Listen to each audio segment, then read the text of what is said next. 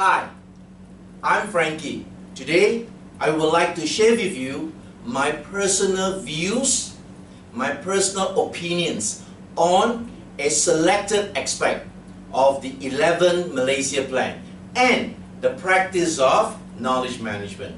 Perhaps, to begin with, I will provide you a quick introduction to the 11th Malaysia Plan. First of all, the 11th Malaysia Plan covers the period 2016 to 2020.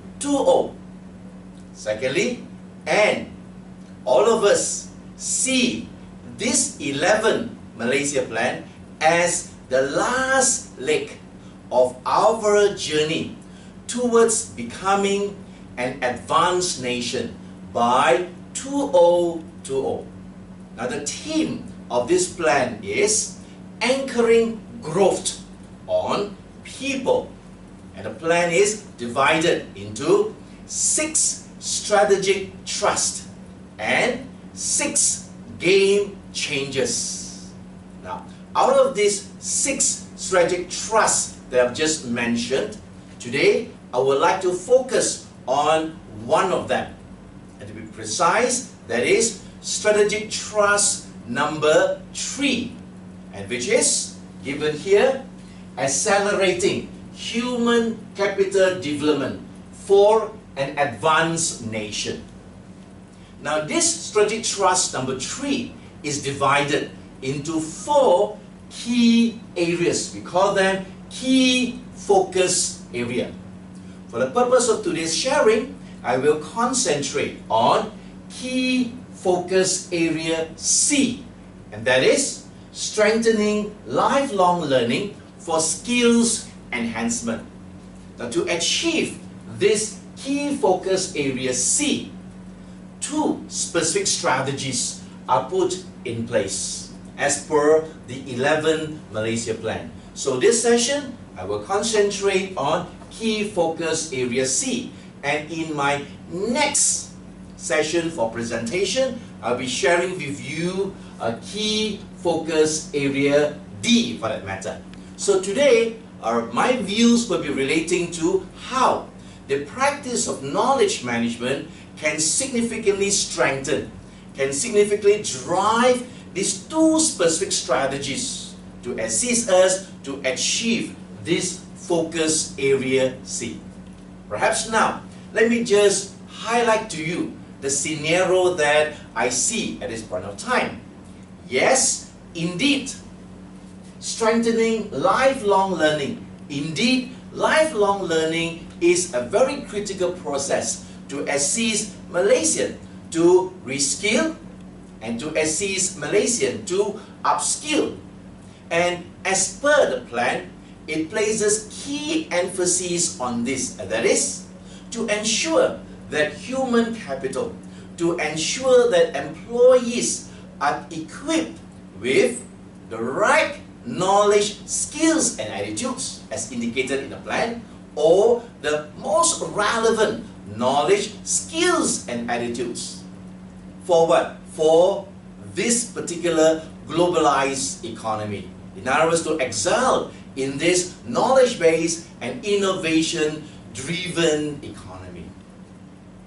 And the big question, however, is this: what really are those fundamental capabilities that employees, human capital, must have in order that they can really excel, they can really thrive in this very knowledge-based and innovation-driven economy? Now, the answer is this.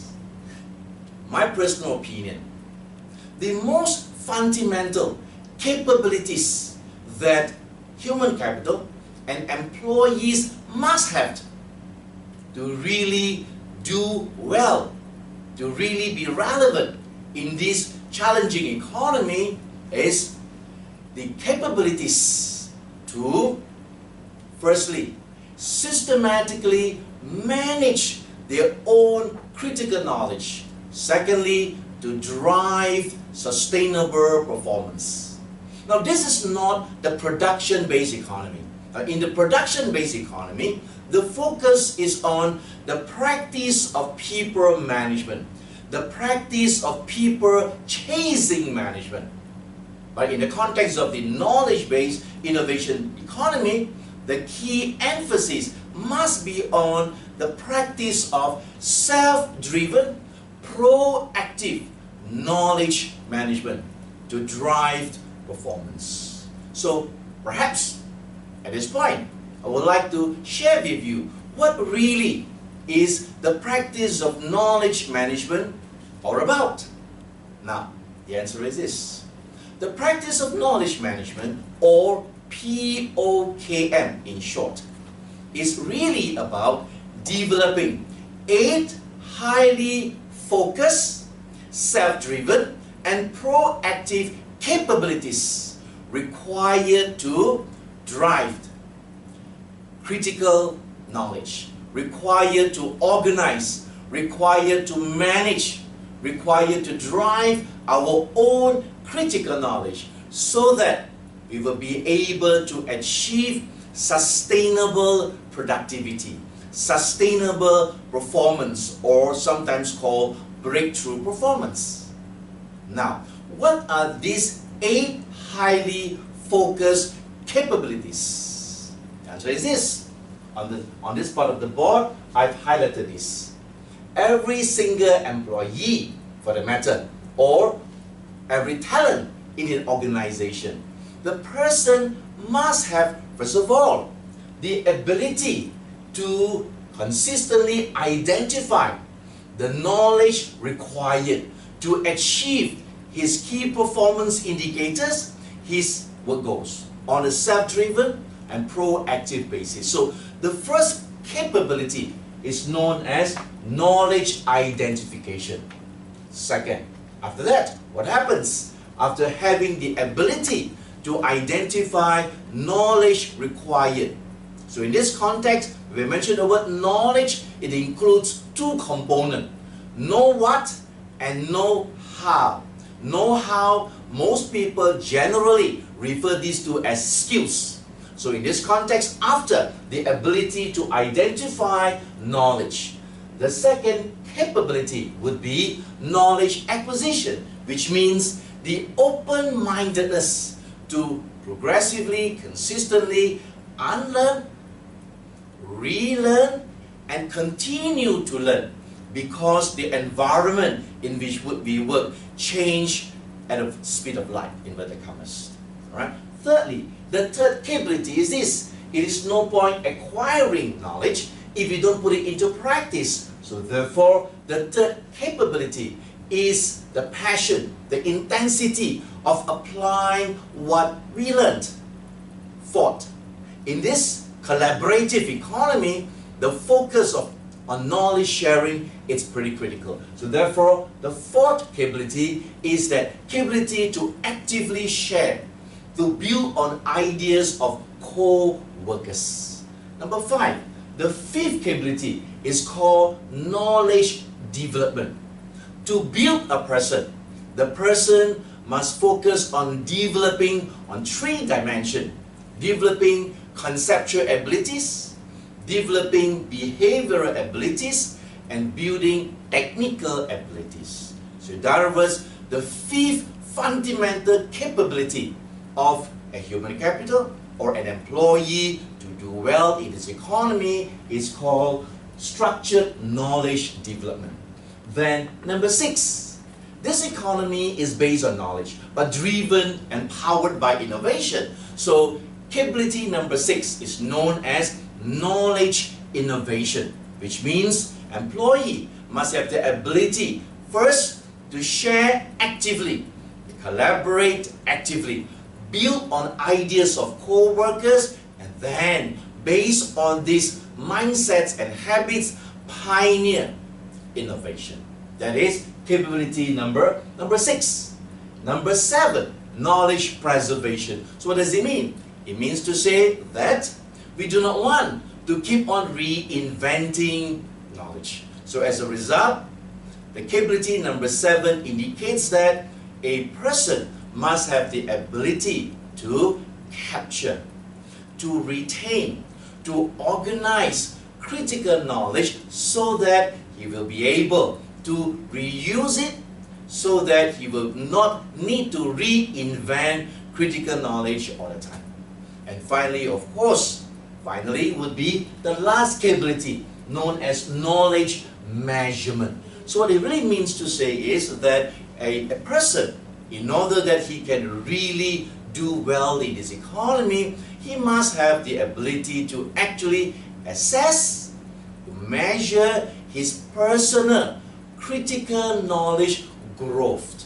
Because really, human capital, it's not the asset to an organization. It is the critical knowledge, the accumulated critical knowledge that is stored in the mind, in the head of a person. That is really the real knowledge to an organization. So in short, I've just shared with you the practice of knowledge management and what are the 8 highly focused capabilities. So in today's sharing session, I will relate how these 8 key areas can significantly strengthen the 2 key strategies that are put in place to achieve key focus area C, that is strengthening lifelong learning for skills enhancement. Let me now zoom in to talk about the first strategy. The first strategy says improving effectiveness of programs to meet learning needs as per the 11th Malaysia Plan. Now, so this is great. This is a very correct direction to move, improving effectiveness of programs. So let me offer you some of my thoughts along this line. Now, first of all, in order that we can really significantly enhance the effectiveness of programs, it is essential that programs must be well designed and well developed, which therefore suggests that all programs must have very specific behavioral or program objective. And this behavioral or program objective must be linked directly to the key result areas or the key performance indicators of the intended participants. And in this context, all behavioral objective or program objective must have at least 3 key characteristics. Number 1, it must have a time element. In other words, we must clearly know how long, what's the duration of the program that is provided. And number 2, it must have performance element. So in every one of this very specific program objective, it is critical we put in place whether the performance behavior after the program is knowledge-based or skills-based. Alright, and then finally, criterion. The third characteristic is a program objective must have criterion or specific measurement indicators. Like for example, at the end of the program, a person must be able to first apply 6 key steps or operate machine by observing 5 key rules. So some form of measurement indicators will be critical in this case. So henceforth, to enhance the effectiveness of the programs, the first one will be the design and development, and very specifically including the objective. Now the second are points to enhance or strengthen the effectiveness would relate to the training or learning development intervention techniques, because essentially certain techniques are used to drive knowledge-based objective and certain are used to drive skills-based objective. So therefore, adopting the relevant and the most appropriate technique in this case would definitely enhance the effectiveness of the program. Third, evaluation.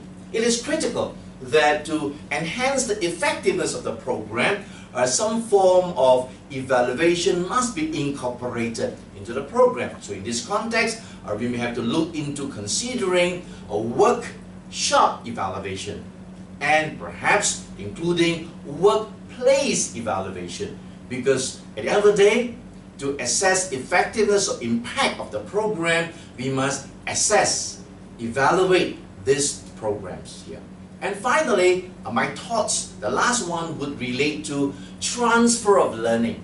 It's no point that participants, many of these people go to a program and acquire fantastic amount of knowledge. However, there is no mechanism to facilitate them to put it, what they learn, to the workplace. So in other words, to really strengthen effectiveness of the program, it must have some mechanism to focus on transfer of learning from the workshop to the workplace. And therefore you will see, if this takes place, then you would have a real basis to talk about return on training investment. So in this context, yes, I've offered some thoughts on strengthening what we call as the effectiveness of the programs. Then again, the mindset and the habits of the participants, of the employees, the human capital, will play a very critical role. So in this context, I want to mention this. Now, if we have participants who really, or employees who really basically have the fundamental capabilities to manage critical knowledge, then very obviously, number one, when they are in the program, they will be able to be more self-driven and more proactive to acquire what is offered in the program. And most important, and that's what we call as knowledge acquisition. And most important, when they go back to the workplace, they realize that the need to immediately apply what they learn is crucial. Because why? As long as they have this capability, number three, that is immediate knowledge application. So their focus will always be putting in place what they have learned. And obviously, the third capability will also play a very good role, which is knowledge sharing. Now, what happens in reality is this: to really enhance the effectiveness of the program, we will want to have participants or human capital that after acquiring themselves the knowledge and after applying, they indeed are very self-driven, very proactive to share this knowledge to all their co-workers. So by doing so, the practicing community or the team members will be able to significantly enhance their knowledge level and therefore achieving to a large degree what we call as knowledge equilibrium to drive team performance. So you can see from this perspective, the practice of knowledge management will play a role to very significantly enhance effectiveness of programs. Let me go into a slight more detail because in the plan, under this strategy C1, there are three key bullet points here. Now the first bullet point, the first context is this. Now, improving effectiveness of programs, but in the context of first bullet point, enhancing industry-based programs to upskill employees. Now, the formulators and the facilitators of such industry-based programs must take into account, yes, first, industry trends are changing pretty fast. Of course, then programs must always be up to date. That's correct. Number two, the next issue will be they will have to focus on ensuring the knowledge skill sets that are offered by these programs meet the needs of these changing trends. And that's of course true. But however, on top of all this, the formulators and the facilitators of industry-based programs must also realize that we are now operating in the knowledge-based, innovation-driven economy. And therefore, in addition to those technical, industrial-related knowledge and skills to be provided to these employees, it's critical that the program must also incorporate the capabilities of employees to manage their own critical knowledge. In other words, to say, they must also bear in mind that this 8 key focus relating to managing critical knowledge is crucial to enhance the output, which means a graduate arising or generated by these programs over here. Because surely we're interested to develop knowledge workers, innovative knowledge professionals, and surely we do not want on one side to train them, equip them with skills, and yet they're required to be chased to get things done. Surely we don't want this to happen. Alright, now, so second bullet point. This is very good. Second bullet point says here, developing entrepreneurs for high-income economic sectors. Now, the mindset is this. Those people, they want to focus on entrepreneurship programs, especially participants for the program. From the beginning, they must look at entrepreneurship as a career of choice. So in other words, the initial passion, the initial interest must be there. That's number one. Number two, they must also realize that operating in this knowledge-based economy means to say that the products that they churn up, the solutions that they offer to customers and clients, this solution will have very short lifespan, very short life cycle. And coupled with the fact that when consumers are very well informed, it makes entrepreneurship challenging. So because of this reason, what we are saying is this: both the formulators and the people that organize and design programs on entrepreneurship, and the entrepreneurs or the would-be entrepreneurs themselves must totally appreciate that it is critical that in this entire scenario, the ability to be self-driven, to be proactive, managing, changing critical knowledge is the key to real survival and competitiveness. And in this context, I have to highlight this, and the reality is this, is that the truth is products can be easily duplicated. Services can also be duplicated, but it is the mindsets of entrepreneur that really ultimately is the winning formula.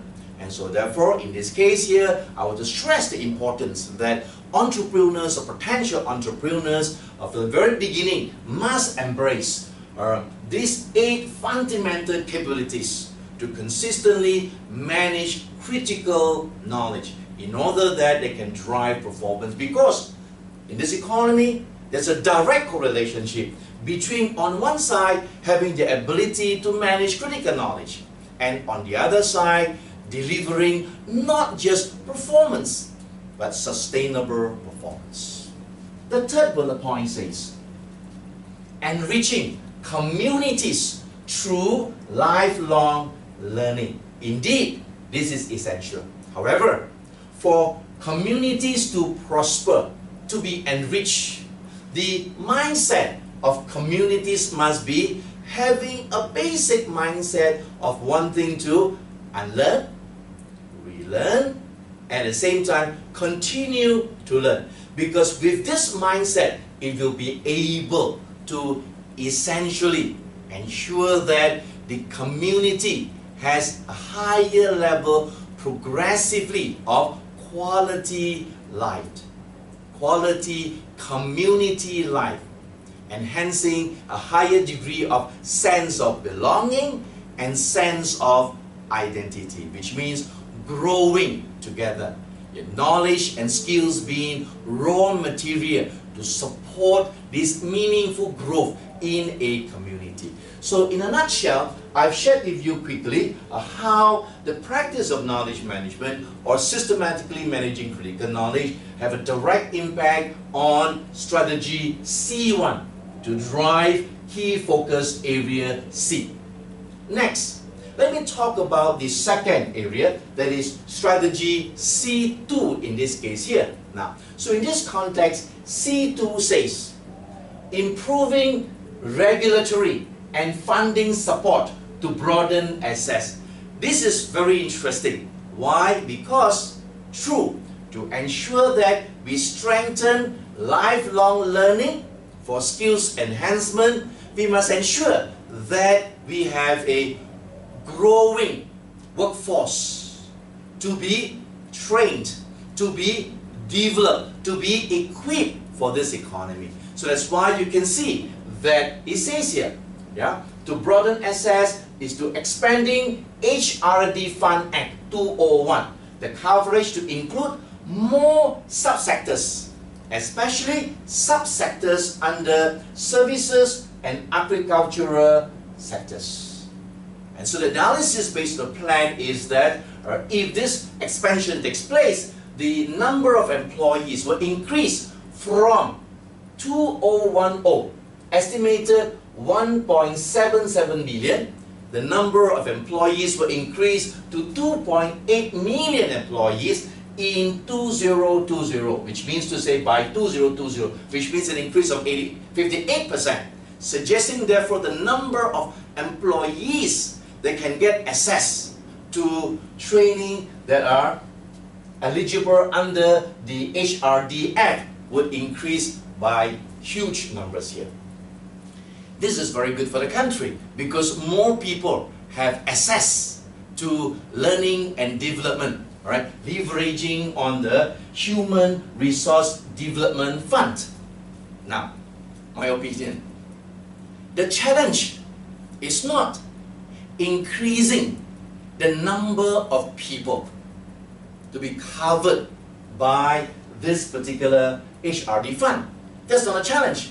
When the regulations are put in place, we implement it, we ensure that we go through it, right? So these numbers will increase. But the real challenge is when the numbers of employees increase, how would it really benefit the employees, the employers? Let me share with you my views on this. First of all, many employers, the new employers that are in this scheme, right now, the newly identified contributors to the fund. My views are like this. First of all, many of these employers, potentially the SMEs, their mindset is this: yes, I'm required to contribute by regulation, so I will. So they will start to contribute. But the mindset is contributing to the fund is one story. Sending staff for training is another story. So many of them commonly have this stand. On one side, I will contribute. But on the other side, the logic is this: I will not want to send my staff for training. Why? Number one, if I send my staff for training in, let's say, a 2 days program, it therefore suggests that I have to pay my staff 2 days salary for not working, for not having to work. That's one. Number two, if this person is off the job, not at the workplace for 2 days, that means I would have 2 days lost in productivity. And so because of that, very commonly, many SME may not end up sending staff for training, even though they contribute to the fund. Of course, we are aware this mindset is wrong. It is not acceptable. So the truth therefore is, however, we must therefore have initiative to send clear messages to the employers. The employers must, first of all, really see a correlationship between training and increase in productivity.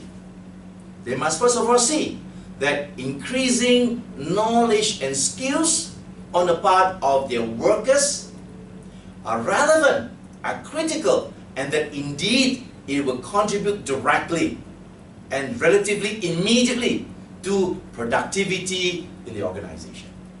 Secondly, because of this, employers must really appreciate now that their companies are operating in this knowledge-based, innovation-driven economy. And surely, the employees must know They do not want to every day be chasing employees to get things done, because it's a tiring, non-sustainable process. So employers must know that in actual fact, in this economy, we have to transform our workers to be more self-driven, to be more proactive, and they must have the basic fundamental capabilities to manage their own critical knowledge so that they can drive sustainable performance for the organization, so that the team collectively can drive team performance. So in other words to say, the employers must be very clear about the real importance of systematically managing critical knowledge, to be, in this case, a innovative knowledge professional or a knowledge workers in this very economy. We're no longer operating in the production-based economy that we have to control tightly the employees to deliver. We are in the knowledge-based economy that they must be more independent. And in this case, however, we must ensure that we equip them with this mindset to drive productivity. So employers, henceforth, in short, must be really equipped with knowledge of knowledge management. They must really see the equation between knowledge and skills that are relevant for the economy and linking to productivity. Next, employees. On the part of the employees, they must begin to realize that it is their responsibility, to make themselves relevant to the company, to make themselves relevant to this economy. Just relying on the number of years of experience are no longer adequate at all, because why? Things are changing too fast. So the employees must realize that I must make sure that my knowledge and skills are continuously relevant to the company's objective, to the company's goals, and obviously the company's vision.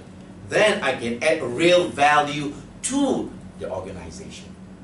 And the employees must realize that this is a challenging time and we are operating in this globalized economy that requires ourselves to be equipped with this kind of self-driven, proactive, collaborative, and innovative skills for that matter. So, therefore, in short, employees must also see the need to have a mindset focusing on unlearning, relearning, at the same time continue to learn. So in other words to say, yes, as the number of people are increased in terms of coverage, employers' commitment must be there, and initiative must be put in place to equip them with this knowledge. Employees' commitment must be there, and again we have to put in place relevant knowledge and skills for the employees. Finally, I want to share my views on organizations, whether it's private or government sector, organizations that are regulators of training, organizers of training, providers of training.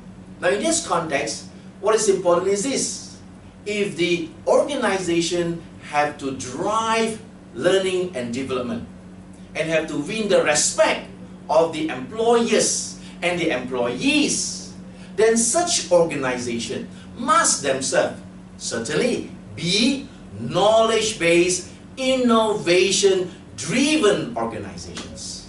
So in other words to say that regulators of training, organizers of training, providers of training themselves must certainly, in this very challenging economy, the globalized economy, must adopt a highly structured approach to systematically manage their own critical knowledge. In short, they must be the role model.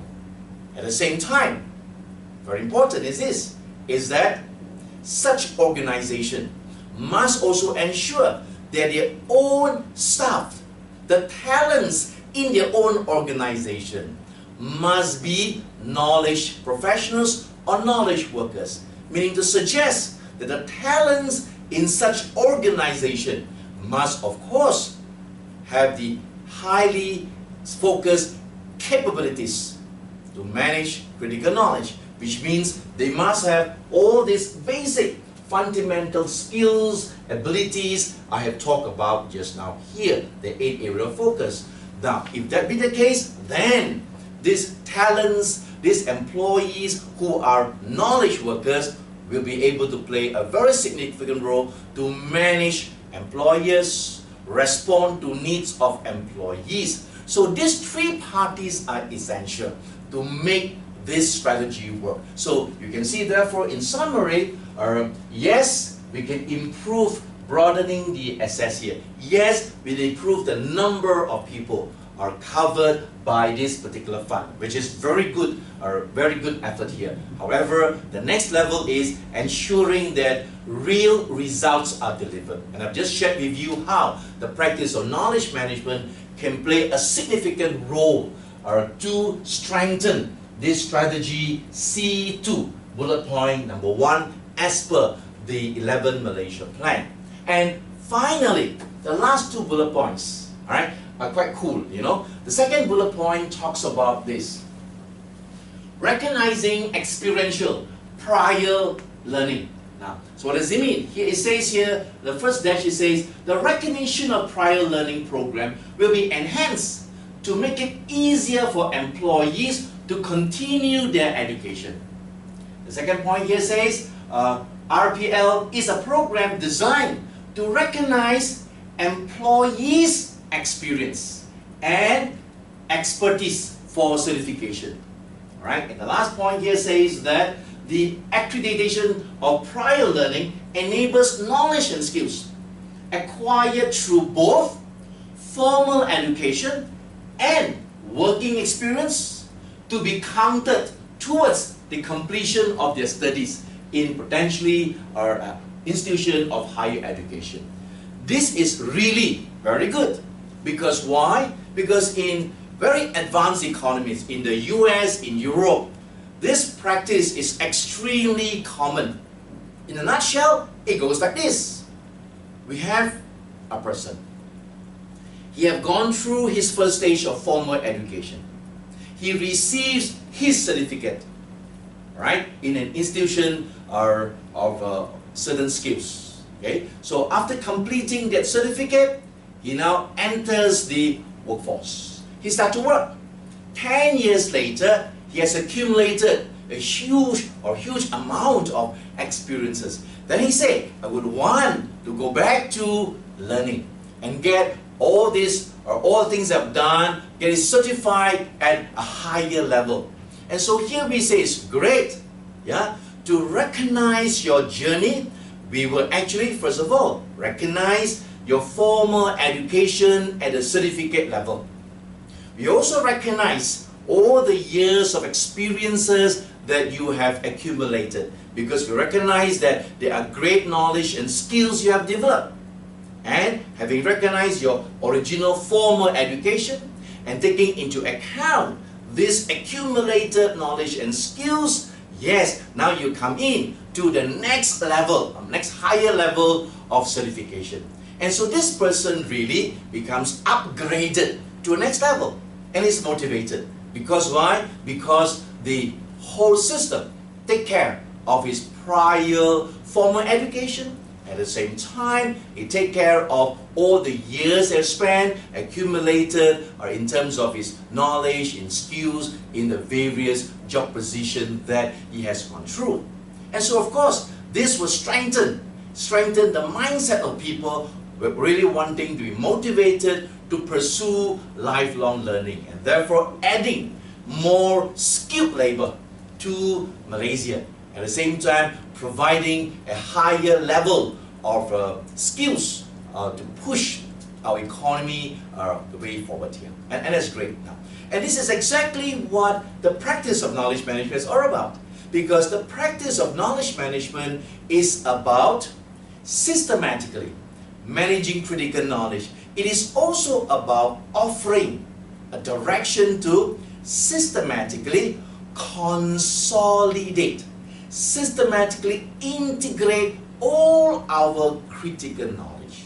Because we know, if we are able to integrate critical knowledge, then such critical knowledge would support me to deliver greater performance. When knowledge or experiences are fragmented everywhere, it will not enable me to be an excellent staff. So POKM focus on summarizing, organizing, at the same time systematically ensuring that all this critical knowledge accumulated through the years are indeed integrated, at the same time consolidated. So this is really very good.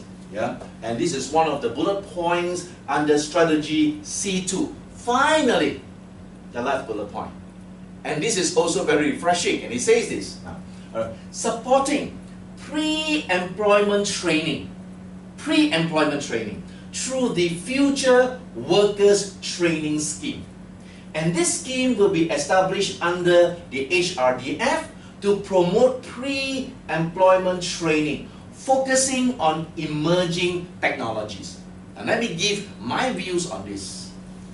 Of course, this is good because we are preparing people before they even enter into the workforce. That's good. However, the few points I want to highlight. First of all, now, when we want to prepare such people to go into the workforce, we must make sure that before they go in, these workers must be clear about the characteristics and the requirements of this challenging globalized economy. They must be very clear that in this economy, to excel, to be competitive, they must be self-driven, they must be proactive, collaborative, and innovative. Secondly, they must be clear that for them to really do well, before they enter the workforce, they must be clear that if they need to be chased to get things done, they have little or no value for the company. And so therefore, they must not be chased to get things done. In other words, to say, they must be very clear that in their mind, yes, when I start to work, the very day I start to work, I must know that I must drive my performance to meet the needs of my organization so that I can add real value to my company. So which means on day one, I must be clear. Once work goals are given to me, I must know what critical knowledge is required to achieve the goal. I must know, I must consistently have to focus on knowledge acquisition. I must know, acquiring knowledge is one story, immediate application is another story. So I must apply. And he must know, I don't operate as an island. I must have the skills to collaborate, to share, so that we can together pioneer innovation. And this essentially are the 8 fundamental capabilities I've been talking about all this while here. So on one side, the designer, the developers or formulators of this program, they focus on future workers training. On one side, the formulators must be clear. Equip them with these critical skills. Right? And on the other side, these workers, before they go in, they must be clear that indeed they require these skills. If not, their knowledge and skills will not match the requirement of this very economy. Now, so the point says here are focusing on emerging technologies. So I want to comment on this. Yes, focusing on emerging technologies is good. Enablers, the tools, but in addition to focusing on emerging technologies, what is even more important would be focusing on strengthening mindsets and habits. Because mindsets and habits drives action. So the logic is always this. First, we build people.